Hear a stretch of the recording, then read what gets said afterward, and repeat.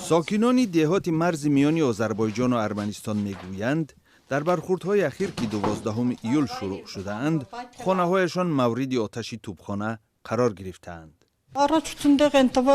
ابتدا تیر به اینجا برخورده آن را کاملا ویران کرد. ببینید در داخل به طرف مقابل حجره برخورده است. ایگپر یکی از دهات مرزی ارمنستان است که هدف قرار گرفته بود. وقتی آتش توپخانه وزنین آغاز یافت آن دهشت بود. ما هیچگاه شاهد چنین آتش نبودیم. در سالهای 1988 1994 آذربایجان و ارمنستان برای نظارت منطقه قره‌باغ کوهی جنگ کردند.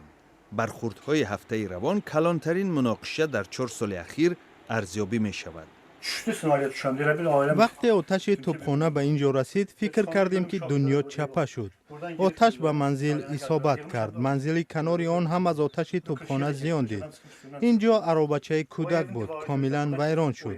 آن را به بیرون برآوردم. Kendimizi bütün akşam bizim belki 20-25 tane. دهه ما کمش 20-25 دفعه تیرباران شد. تنها یک خانه و چند حوله زیان دیدم. Şurama kalan heyetlerin aynalarını, ondan sonra heyetlerini ziyanlık değil. در برخوردهای هفته روان از هر دو جانب کمش 16 کس به هلاکت رسیدند، ولی ساکنان دهه آذری اصرار می‌ورزند که به هیچ جای کوچ نخواهند بست. ما از خانه ها و زمینمان هیچ جا نمی رویم. ما نمی گریزیم.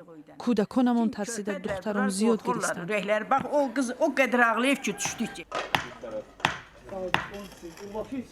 در ناحیه اقدم سربازان تیر و مینه‌های ناترکیده را خنثی می‌کنند.